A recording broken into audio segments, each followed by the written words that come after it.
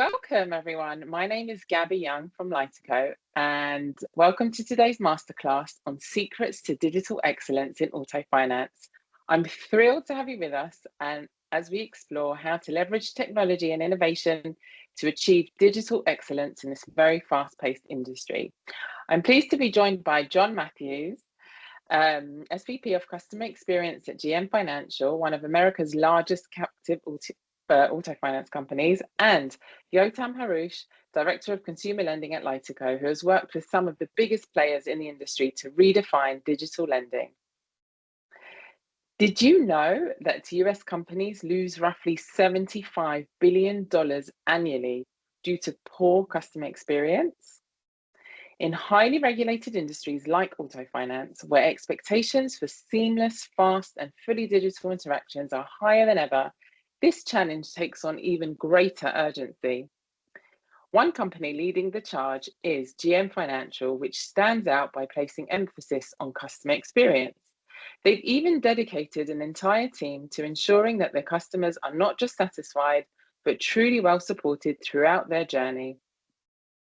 As a trusted partner to some of the industry's biggest names, including GM Financial, Lightico helps lenders meet today's high customer expectations.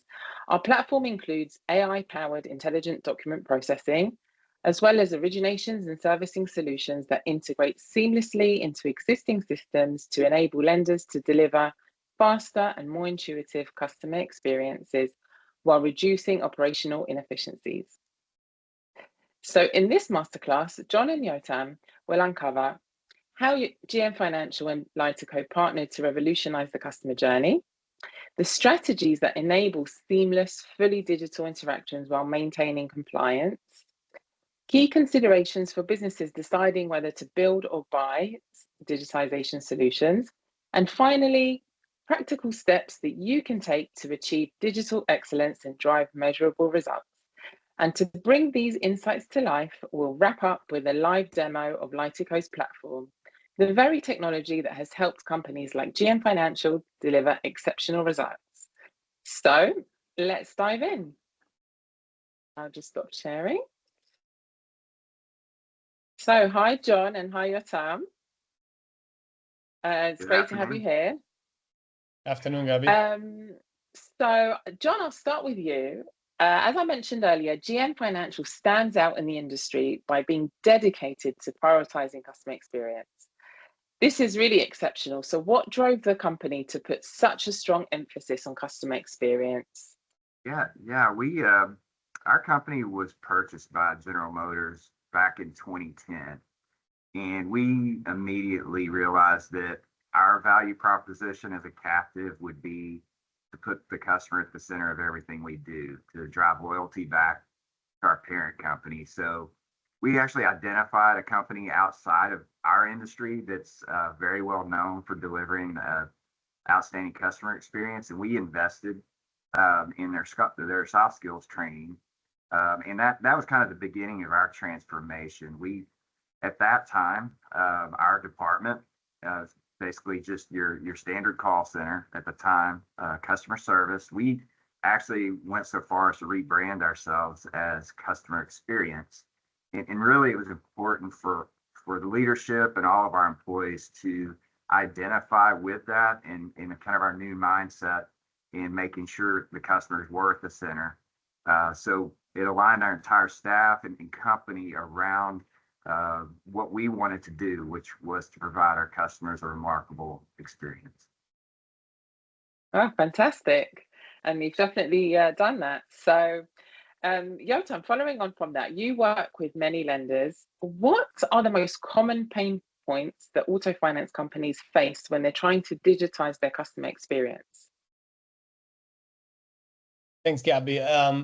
I think that one of the major pain points is really, how can we as lenders, how can we unify the customer experience and the way we work, the way we engage with our customers across all the channels we operate in. These days, especially captives or the big names, the big brands out there, they have their own websites and portals and customer mobile apps, and then so many systems and channels and contact centers where typically customers are engaging them and vice versa. It's very difficult to have technologies that will be completely synchronized and will deliver customer experience that will be pretty much the same on the same level, on the same quality across all different channels. So I think that this is the top one. Thanks for sharing that. And maybe, John, you can share some of the specific challenges that GM Financial wanted to tackle before collaborating with Lightico. Sure. Yeah, I went back to 2010 to kind of talk about why we call ourselves customer experience and why it's important to us to make sure we deliver on that for our parent company. But more recently, even up to a couple of years ago, we were experiencing inbound calls that really were exceeding our forecast. So, obviously we were digging into the reasons why that call volume was higher than we expected. And, we had high occupancy, almost no idle times for our phone agents. And of course that leads then to poor performance, higher shrinkage and attrition. So, not good problems to have if you're a contact center. So, what it really translated to, it made us look as if we were understaffed and not really delivering on the type of experience that we wanted for our customers. So, as we dug into that, and we did the analysis, what we determined as one of our big issues was we were getting too many return calls from our customers. So, obviously that points to customers not getting the answer or the problem solved on their first contact. So, one of the things that we determined we needed to do better at is providing tools to our frontline agents that would help them to take care of the customer on that first contact. We were at the time really too dependent on our back office or our fulfillment group to take on that task for a customer, but it was after we had disconnected with the customer either on the phone or through message. So.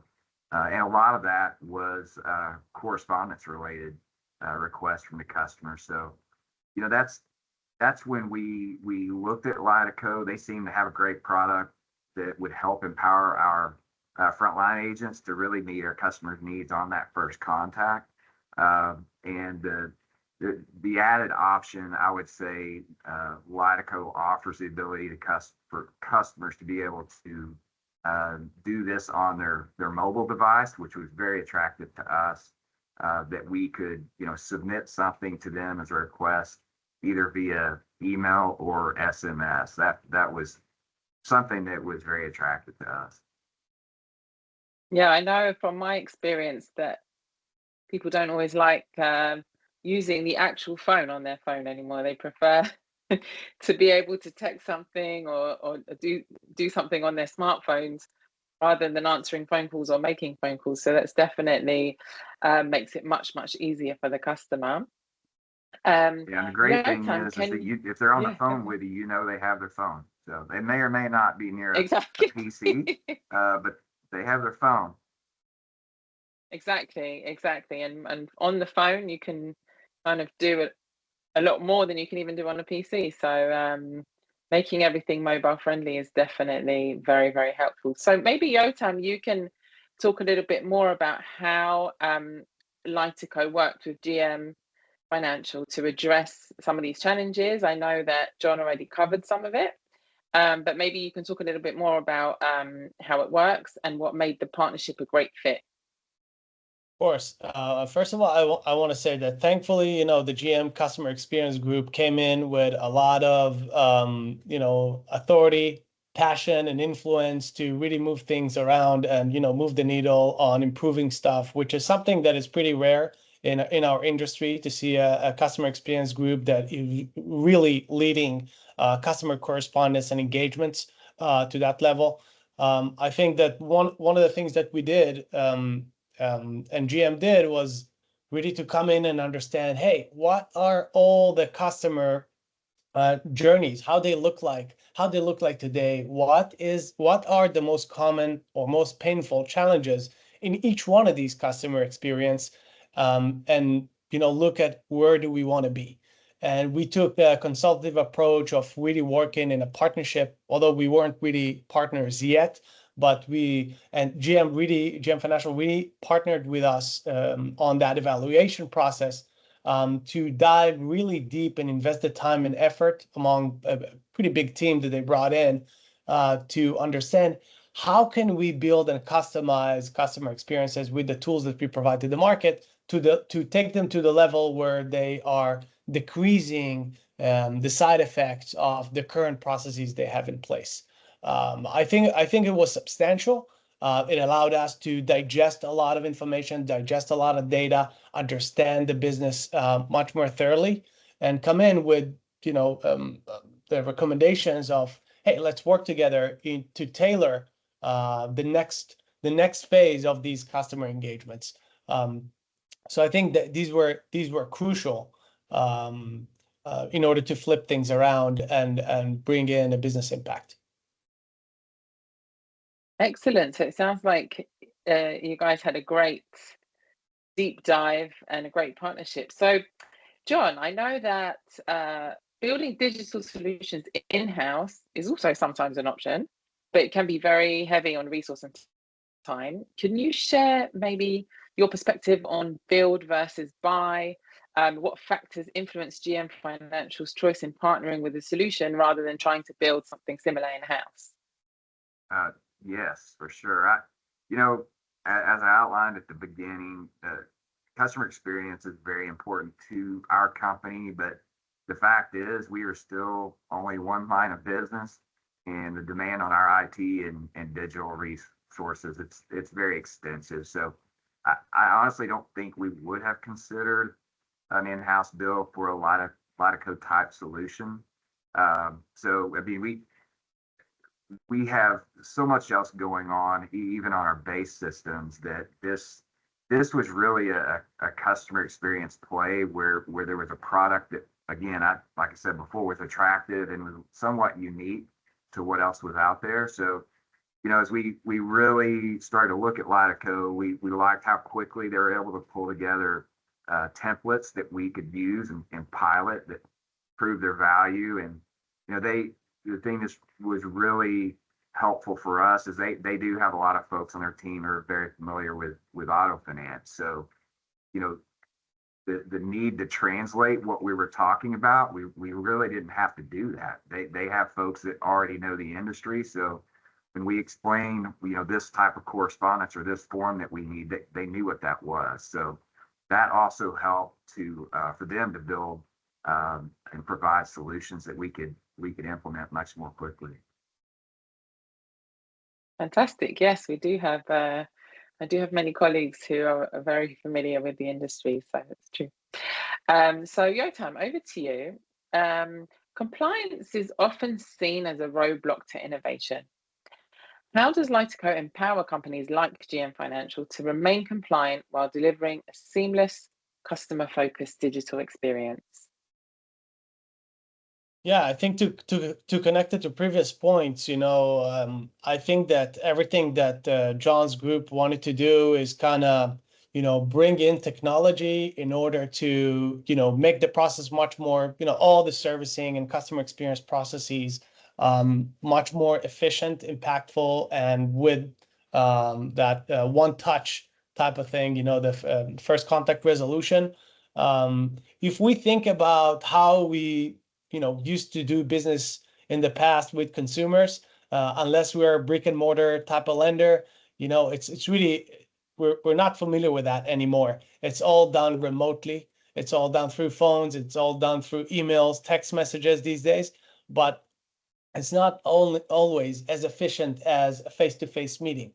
Right? Face-to-face meeting brings other challenges, like how can you enforce that during that meeting the team member is really covering everything he needs to cover with the client, that everything is really, explained the right way, that all the consents are being enforced and everything is done in the proper way from a compliance perspective. I think the technology is actually helping that perspective. And with what we did with GM Financial is really to leverage, the forms, the documents, the workflows to make sure that the customer is being brought into a workflow, into an engagement that even if it's digital, even if it's through a during a phone conversation, even if it's through like an online type of engagement, whatever needs to be enforced and the flow that needs to happen so that the customer will be taken through the relevant steps and necessary steps will be enforced, and also the customer won't have the ability to take it their way. By leveraging these tools and bringing into mind, hey, I want to leverage the advantages of a face-to-face type of meeting with a consumer, but I want to do it remotely. I want to leverage technology to enforce the specific flow that adhere to the compliance and regulations that are ever changing. I think that really made it very, very successful. Thank you, Otam. And maybe, John, if we dig a little bit deeper, maybe into a specific compliance use case or challenge that you were having that you were able to overcome, could you give us an example there? Yeah, and I may touch just a bit on, part of our onboarding process with Lightico and other vendors. Obviously privacy, cyber security, I mean, they're huge right now, especially, working with customer information, which we are, as we, work with customers to fill out forms on Lightico.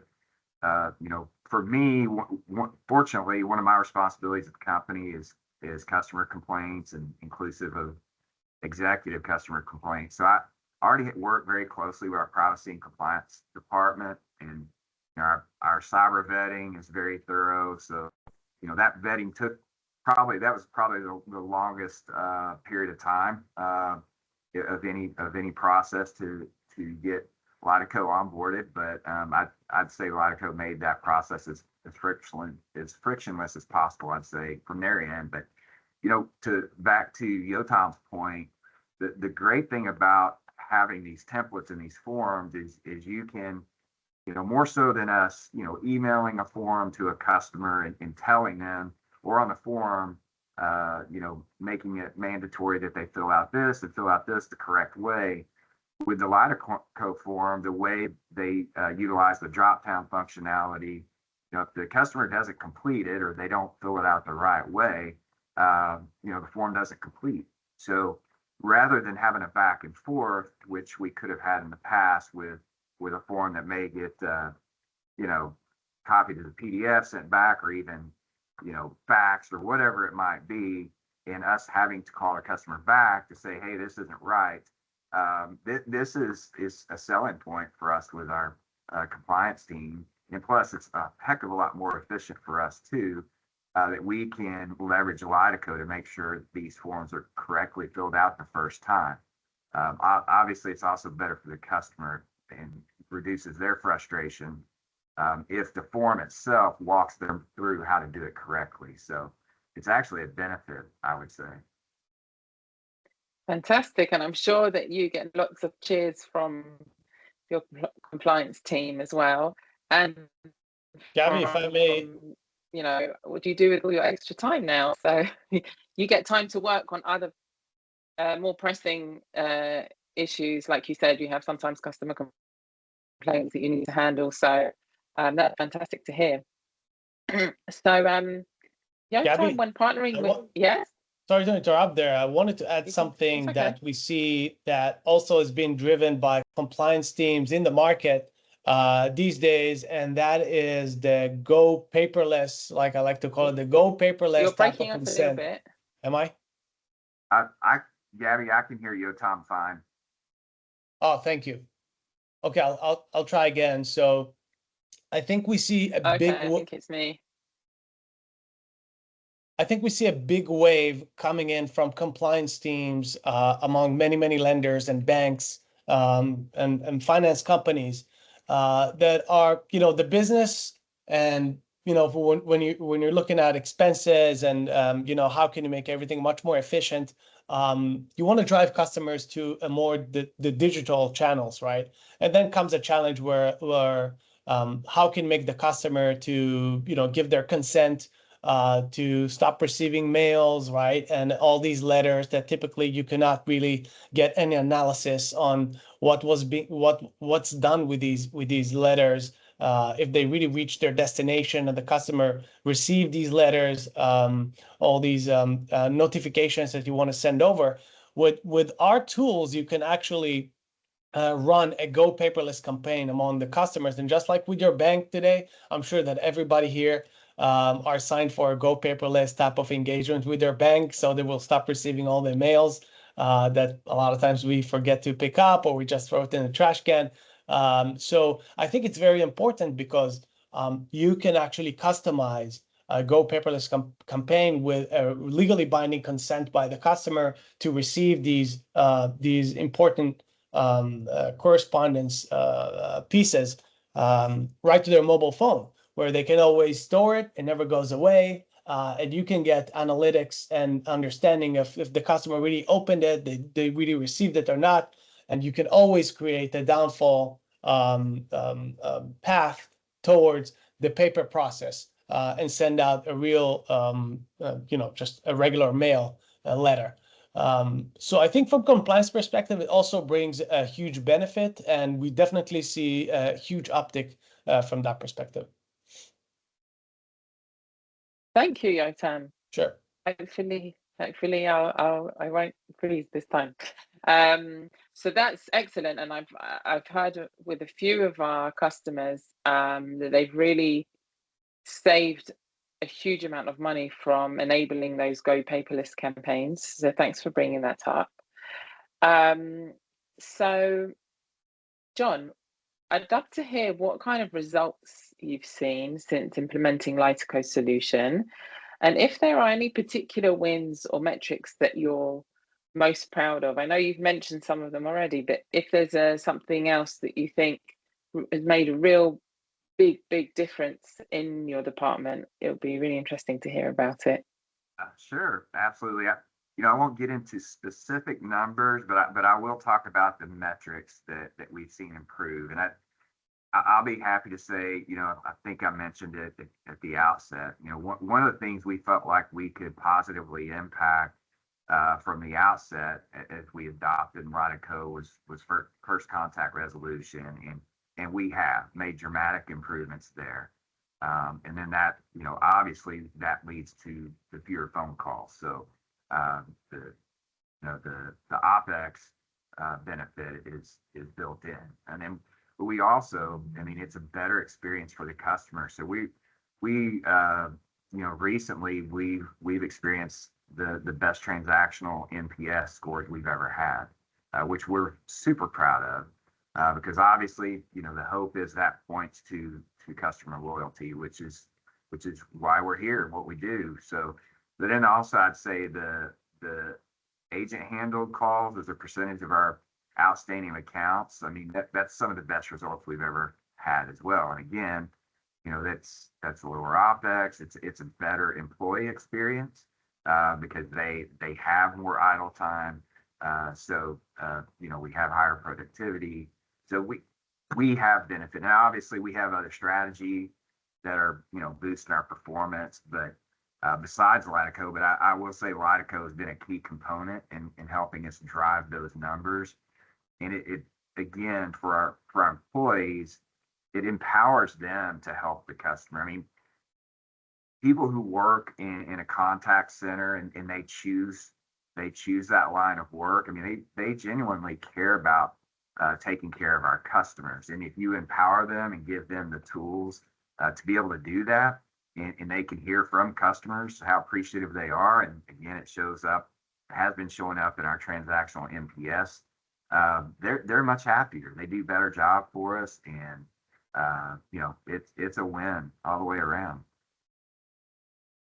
Thank you. Thanks very much, John, for sharing those. I know that Yotam told me a couple of days ago that the staff at GM Financial that he's met are the happiest, you can tell that they love their job, and he really said that they're really the most happiest staff that he's seen. So I think it also points to you, John, that you're doing an amazing job. for your teams. So that's fantastic. And Yotam, I'd love to hear on a broader scale, when you're partnering with lenders, what kind of impacts have you seen? So I know you're working with a number of different lenders in consumer lending, auto finance, and other areas as well. So how do you help them achieve their goals through Lightico's platform and help them achieve measurable impact?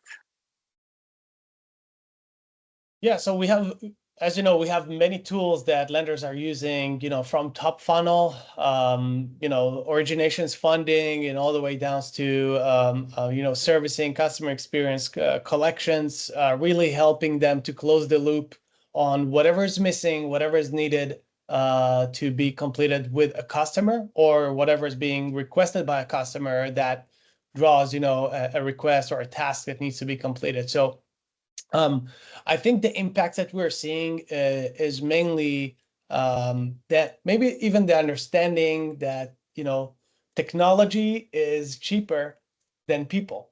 And, as we see that with GM Financial, they're really investing in their staff. We see that with their staff, they're staying there. They love their job. They love their leaders. They love their company. They love their products and what they're bringing in. And we see that combination between good technology and good workers. It's a major success. So if you equip, the impact is being driven by equipping the people who are taking care of people, or building solutions and platforms and products for these people, for these customers to use them and consume their products, consume their services, but also doing it in an impactful way and a quick manner. I think that combination is one of the biggest impacts. We see impacts of, shortening time to funding. We see an impact of, hey, now interest rates are going down. I'm actually allowing my business to consume or produce more business with the same staff that I have today. I don't have to constantly recruit as I see that business is going to increase.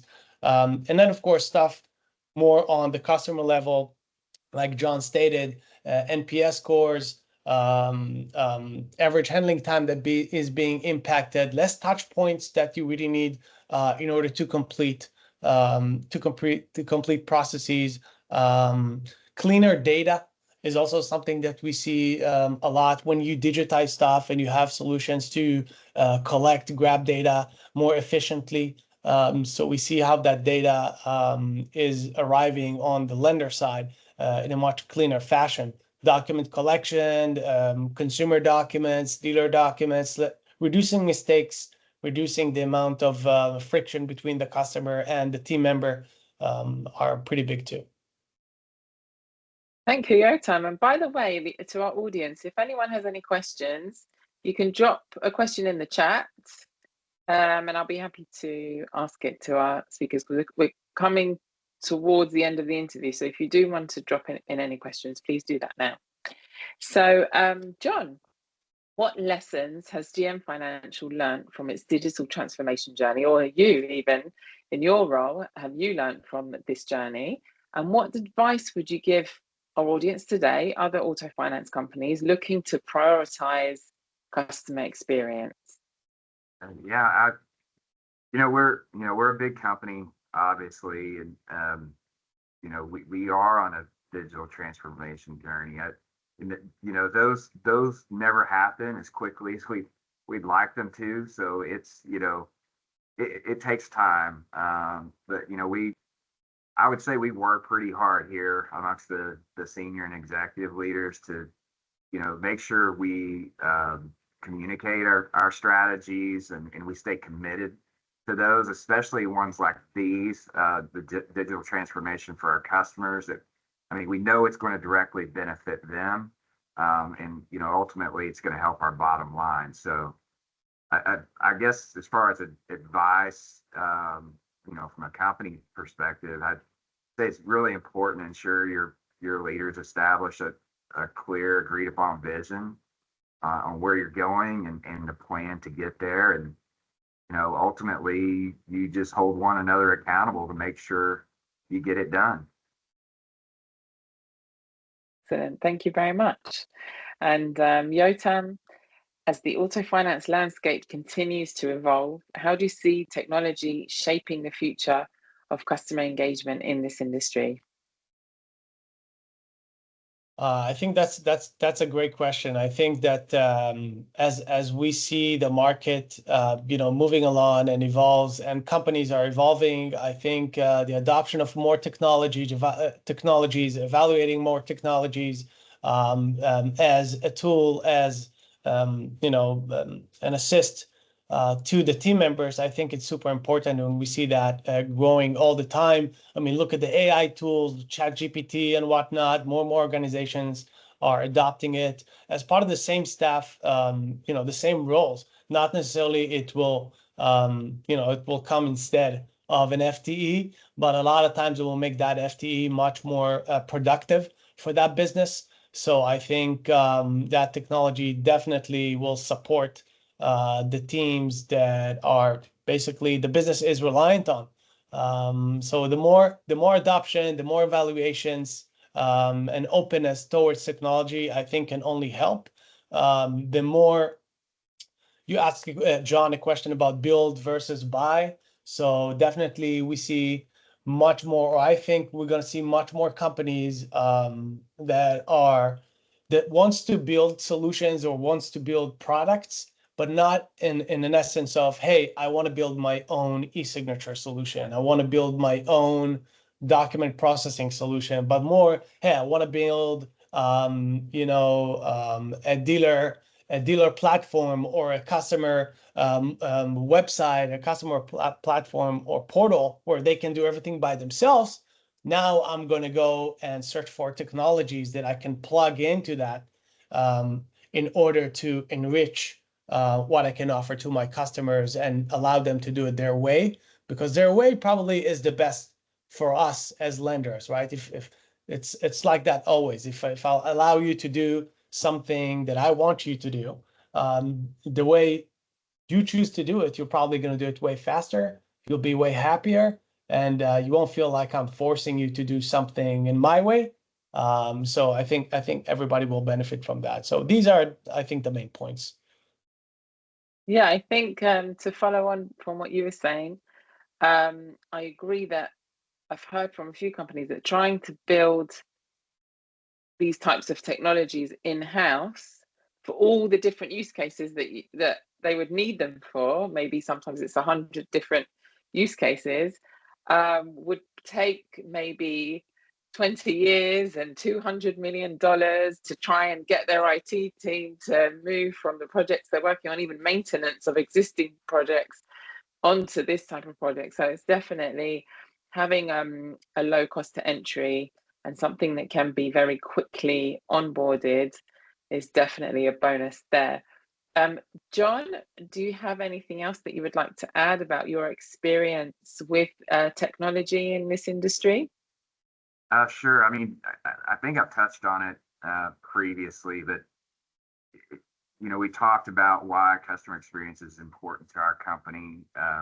But obviously, we also learned early on that if you expect your employees to deliver a great customer experience, your employees need to feel like they're having a great experience. I really appreciate Gaby and Yotam, the kind words about our team, and we're very proud of that.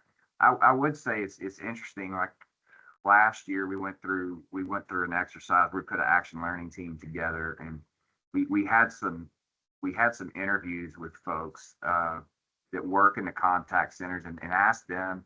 I think in this case specifically asked about what they felt about Gen AI, but I mean, you could put pretty much any technology in there and how they felt about it. And I think some of us in leadership wondered if would that be threatening to team members if they felt like, hey, the more technology we have, maybe the less need there would be for us. But we heard quite the opposite. I mean, we heard from our employees, they want new technologies. They want to be able to leverage any tools that might be available that help them deliver a better customer experience. And so, what we're focused on is trying to find ways where I didn't talk specifically about it earlier, but we try to contain a lot of these things that customers are trying to do, either through self-service, which we're also working on some of that with Lightico through our web portal, or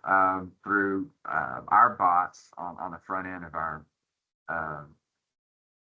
phone system or our IVR. But once that we determine, or a customer decides, no, I need to speak to an agent, this issue I have or problem I have requires a human being to take care of it. Our agents want technology to be able to take care as best as possible of those customers. It's an expectation from our customers, and all of our employees are customers as well, right? Of some company, and they're used to being able to use their phone to do business rather easily. So I would just say what we've experienced from our employees is they embrace this and expect it, and it makes their jobs better. And if you have happy employees, you have happy customers, and hopefully then loyal customers. It's very, very true. And I think that your employees are very lucky to have you leading them. So that's fantastic. I think another interesting point is the ecological impact of probably using a bit less paper. So there's that, it's like a knock-on effect from everything else you're doing. So thank you very much, John. Now, Yotam touched on the idea of AI, which is obviously a hot topic at the moment. And Lightico has an AI intelligent document processing solution, which Yotam's going to introduce us to now, just so we can have a quick peek as to what it's all about. So Yotam, I'm going to pass the screen over to you. And John, I would like to thank you once again for joining us today and taking the time to share how you created such a wonderful team within GM Financial. And it's definitely reaping rewards. Absolutely. Thank you. I'll hang on if there are any questions and watch Yotam drive. Thank you so much. Yeah, this is very exciting, actually. I'm excited to show everyone kind of like the greatest and latest solution that we're rolling into the market. Touching on the AI capability, really we're trying to help lenders. And of course, we're moving away a little bit from customer experience and customer service, but we are still in the zone of how we can empower our teams to do their job better so that we can gain a better business impact on our books, on our portfolios, on our performance. And that's where AI really comes to play. So when we look at the origination side of the house, when we look at the funding side of the house, there is a big need to automate the decisioning process, the processing of data that comes typically, if I'm an indirect auto lender, it comes from a dealership, but many times also for direct lending, refinance, and other types of products, not necessarily just auto. It can come from a website. It can be part of documents that are being delivered or being handed in a face-to-face meeting. So one of the things that we did, we build an intelligent document processing machine that is based on AI, of course. The idea is really to help the manual process to become much more automated. And we do that by allowing our clients to push to our side, or allowing our solution to capture data that is being pushed to our side in many forms, in many types of documents, right? We capture that data. It could be through also a consumer that needs to provide additional information for further review, further verification. After we capture that data, being fed with all these documents, the deal jackets and whatnot, the solution knows how to classify each one of these document types and send them towards the downstream pipeline or bucket for storage purposes or others. We also know how to extract the data from these documents, from these elements, extract that data and push it basically anywhere you want in order to make decisions, but also in order to support the funding team. And I'll show you how that looks like in a few minutes. The idea is really to get the best insights we can get and analysis we can get from the data that we as lenders are receiving from these dealers. Just as the easiest example, right? How we can get that data as fast as possible, get the analysis as fast as possible, and make decisions quickly to reach to that big goal that everybody have today, which is same-day funding. So we also allow the teams to review the data and validate all the information. And that can happen, it can happen either with a human in the loop or completely automatically. With a lot of customizations and configuration of the models, the LLM models, that allows you to build rules in order to dictate what's going to be the next step of that process. And then eventually we send all that information, allowing our lenders to consume the information, the data, to downstream apps or downstream systems. I'll give an example here into looking into the document request mechanism. As many people here know, Lightico has functions such as document collection, e-forms, signatures, consents, all these workflows that you can send out to a customer. Many times these deal jackets are being consumed by the LOS or by the lender right from the dealer. And a lot of times also there is a further verification that needs to happen. So if we look behind the scenes of the engine, this is what I'm showing right now, you can see how we build that model. The idea was really to allow the lender to look at the documents that are being collected and ask the model, ask the engine, the AI engine, ask all sorts of questions to understand, hey, what am I seeing here? And also, if you look at all the data points, what's the conclusion? So conclusion or a question can be, hey, what is the address of that customer, right? And we can look at the lease agreements, we can look at the utility bills, we can look at many type of documents that are being part of the package. When we when we allow the lenders to leverage that Q&A mechanism, the solution can run over many types of documents, extract the data, and get into an understanding of, hey, the gross income of that individual is X, the address is that. So the IDP engine basically takes all these documents that you want the engine to analyze and classify through these customer engagements or through whatever you pushed to our side of the fence, i.e. from the dealer side, in order to make these data points available for further understandings. This is an example of, hey, I digested or I got all the information, all the deal jacket, all the documents from the dealer side. What if I need some further verifications to run with that customer? So that's where we go back and use our classic platform where you can shoot over a text message to a customer and ask them, hey, we need you to provide us with further proof of income. Please supply us the documents. This is an example of how the customer can do it through their mobile phone, via text message engagement or email engagement.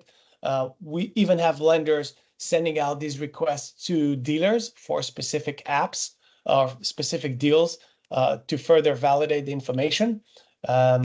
Everything can be supplied by that customer, by that dealer with their mobile device or with their regular computers. And now I want to show you how how all the information is being seen by a team member of that lender. Typically can be a credit analyst, can be a funder. The idea is that we bring in what we call the funder assistant. The funder assistant is essentially a UI that after the engine took all the information, all the data, all the documents from that, let's say the dealer, now we want to look at that and look at it as fast as possible and understand much more than just reviewing and staring and comparing all these pages, all these documents. The UI brings these credit analysts the overview of, hey, we got a driver's license as part of the package. It could be many documents, right? We also got the motor vehicle lease agreement, but there is a fail over there. What do you mean? What do I mean with a fail is that we provide a confidence score of the classification success and the data extraction success. So maybe some of the documents weren't scanned, for example, the right way, and we weren't able to see that. Maybe the vehicle insurance card, maybe there's a missing bank statement as part of that package. Maybe the VIN number is not matching between the LOS VIN number bracket or field and what we see on the lease agreement. So all these things are things that the UI itself, the funder assistant, can throw into the funder's view so they can quickly make a decision. Hey, I need to further review that information. That really helps to reduce the stare and compare time of these funders on these packages. And instead of just going through everything, the lender can decide, hey, everything that is beyond 95% confidence score, I don't want a human in the loop to review it. You can move on to the next document in the package, right? And then essentially, as you move along, you move the platform much more, the engine that is AI-based, you can essentially get to a higher percentage of automated funding. So that is the main goal. If there's a further review that needs to happen on a specific document, like you saw earlier, something failed on the lease agreement, something didn't add up on the bank statement. This is an example that I wanted to show you too. Each bank statement, right, there's many data points that the solution can look at. And you can also define, hey, we don't want to accept any customers that don't have a annual gross income of $100,000, right? So in this scenario, we see a fail. The bank statement shows that the net pay of this individual is $744 and some change, meaning it doesn't meet the threshold of a customer I want to approve. And this is something that can be shown to that funder immediately so that the lender can make a decision on that app. So these are just examples of how you can look at all these data points and allow the funder to click, hey, confirm, and make decisions on what you want to do next with these packages. This is pretty much it from that demonstration. I know it's very high level. Happy to send over a link to this demo so that people can further review with their teams, and happy to provide you with some more information. No strings attached if you want to learn more, and maybe we can come to a better understanding on the business and some of the potential opportunities. So really want to thank everybody joining here, and also Gaby, I think happy to take any questions. Yep. Thank you. Yes. So no one can actually speak. So if you want to send any questions in the chat, that's fine. And if you would prefer to speak to us privately, which is fine, you can send an email on your screen now. You'll have the email gaby.young@lightico.com. If you would like a personalized demo or a meeting with Yotam, then you can scan the QR code that's on your screen now and just fill in your details, and then we'll be in touch with you and we can talk about your specific challenges that you're facing and discuss how we can help you overcome those solutions. So thank you very, very much first of all, to John Matthews for taking time out of your very, very busy week to join us today, and you too, Yotam. And to all of you who joined us today, thank you very, very much. We know that this little period here between Thanksgiving and Christmas is a bit crazy. So the fact you took 50 minutes of your time to join us is great. And I hope you learned a lot. And we look forward to meeting you soon. I think the next event, AFSA event, is in New Orleans. So we hope to see you there. Big Goodbye, thanks everyone. to AFSA also for hosting us. Thank you, Yotam. Thank you, everyone. Thank you to AFSA. Thank you, Gaby. Thank you so much, Yotam, John, and Gaby. Just a reminder for everyone, the recording will be available on our webinar page next week, and I hope everyone has a great rest of your day.